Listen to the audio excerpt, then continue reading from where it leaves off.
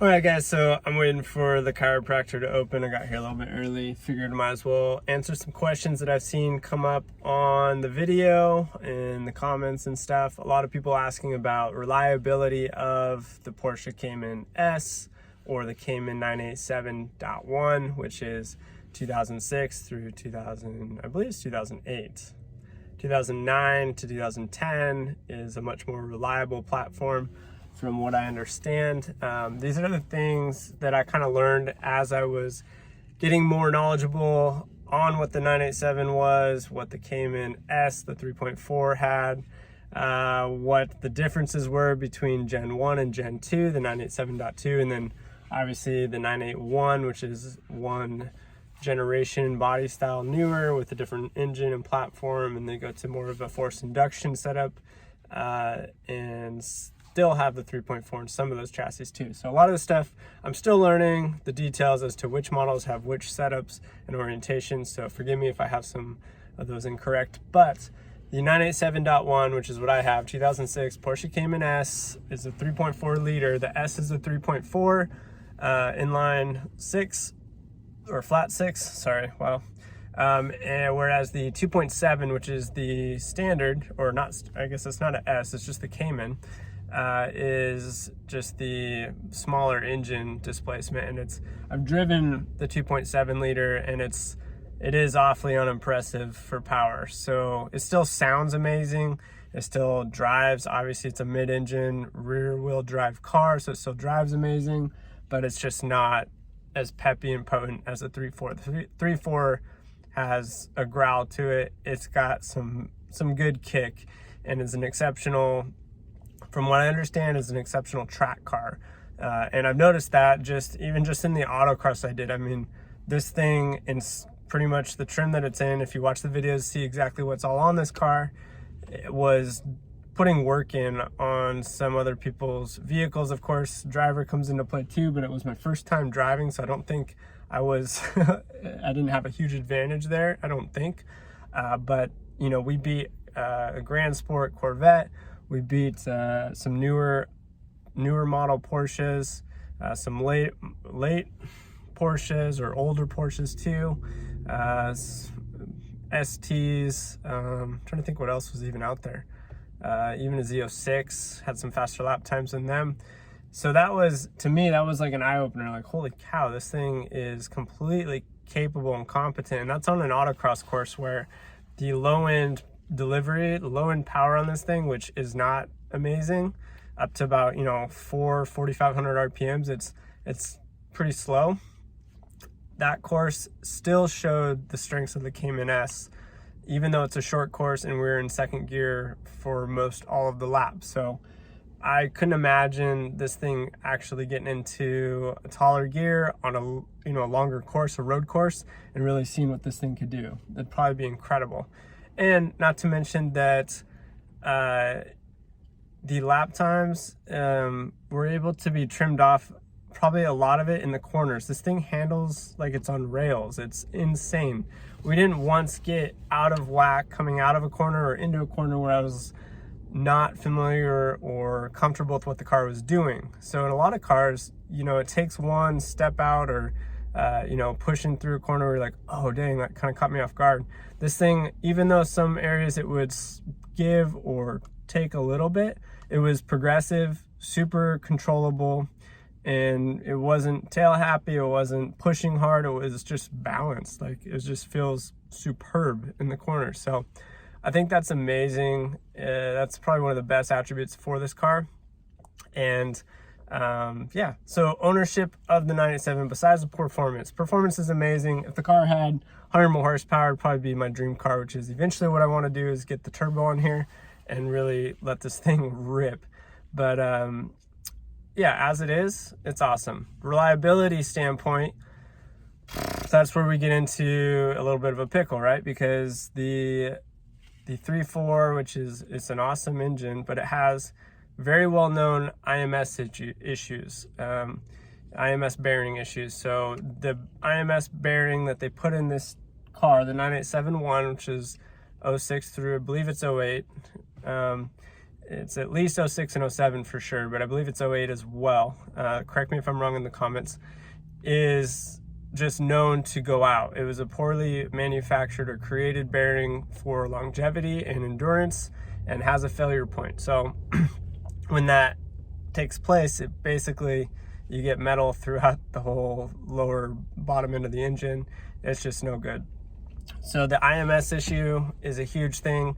It's on a very small scale, right? So everybody magnifies the IMS issue as if it is, it's going to happen to every Cayman 987-1, but it's not the case. It's a very small percentage of the Cayman, which is the M96 and M97 engines, that actually have the IMS failure problem, most of which were remediated with an improved IMS bearing in late 2005, I believe. So if you have a manufacture date, it's on the internet. If you go look up forum for IMS manufacture date, you'll probably see it for it. But I believe it's late 2015. So if your car was in a production model in most of 2006 and anything newer, more than likely it's got the updated IMS bearing in it, which should help or alleviate that issue. And if it doesn't, it's still a very small percentage. I've seen statements, I don't know if it's accurate, but it's somewhere between 3 or 4% of the production vehicle lines had this issue or this malfunction. So that being said, that's a huge thing to be aware of for reliability, because the engine, I'll get into the engine replacement later, but the other issue, bore scoring on the cylinder walls, that's a huge issue for the Cayman S 987.1. So bore scoring is something where basically you don't get enough lubrication in the cylinder walls, and it will just start burning through the cylinder walls. And over time, obviously, you're going to lose performance, and eventually you got to re-sleeve or rebuild the engine. So those are the two things, the IMS issue and the bore scoring issue from a reliability standpoint. Other than that, and historically speaking, Porsches are extremely reliable cars and built exceptionally well. So I think for me, I don't care if the car, every car, every platform has its issues. This one has oil starvation. If I want to do track days, I need to get the larger sump tank for better oil. And if I do a track day, I need a third radiator for better cooling. Those are just little things that you know about. And then obviously you do oil test samples for bore scoring to see if there's any indication that you have bore scoring issues on the cylinder walls. And then IMS issue, you can see if you have an updated IMS bearing or fix that accordingly. Now, outside of that, say I run into something where I have bore scoring or the IMS issue takes place, I've already decided and am comfortable with how much I enjoy this chassis that I'm willing to go ahead and invest into an engine replacement. Now, if you're going to rebuild an M96 or M97 engine that's in these things, and the M97 is the 3.6 liter flat six that came in some of the 911s, I believe. Again, correct me if I'm wrong.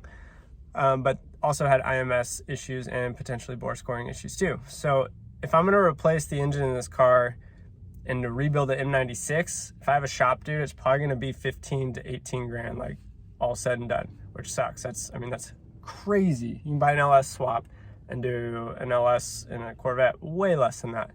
But for some reason, these are just extremely expensive engines to replace and repair. But I can also go ahead and go, there's tons of people online, tons of companies in Florida and California, throughout the states that are known for really, pimping these things out. So you can go all the way up. I've seen a 4.2 liter, engine build in one of these Caymans, and it's got like 460 horse or something crazy. So the upside potential, yeah, I can go take my pick of the litter. I can build pretty much anything from an LS swap to a built 4.2 liter or 4 liter or 3.8 liter, replicating kind of like the RS setup a little bit, not obviously all of it, but trying to get to that bigger bore for more power output, more torque, and do it naturally aspirated for like somewhere between 20 and 30,000, right? I can buy one that's already been done and just put it in. I found a guy selling one for around like 18 grand on the East Coast that's already been built, fully built 3.8 liter, which would be sick. Or I can go ahead and do just a mild build with a forced induction, right? Do a TPC turbo kit or the MRN twin turbo or whatever is going to be available at that point in time that makes sense to really get me where I want. And eventually I really want to be around that 430 to 450 wheel horsepower would be like heaven, right? If I can get close to that, I'm down. And this car will be bulletproof. I want to build it right. And eventually if the motor goes or the engine goes, then so be it. We'll deal with it when it happens, and I'll invest into the car, keep the car. I like the chassis setup. I've already got a lot of stuff on it, so I want to keep that stuff at play. So that's kind of long story short, 10 minutes, I guess. Is the car reliable? Yeah, of course. It's super reliable until it's not. So I've only had the car maybe 7-8 months, and I don't plan on it going anywhere for once. I've had a lot of cars, over like 20-something vehicles, and this thing is just like carving its space out in my heart. I like it a lot. Got a connection with this one like I haven't had with other cars. So stay tuned. There's a lot of plans coming down the pipeline. I'm having a baby. Due date was yesterday. Hasn't come yet, so we're just waiting. But yeah, while that happens and work is still ramping up with springtime in Idaho, everybody wants to live in Idaho, it seems like. Let me know if you know anybody that needs help or needs a great agent. You know, we do 25-30 million a year. Helping families come here is what I specialize in. So always feel free to hit me up for that. Or if you're visiting, I can show you around.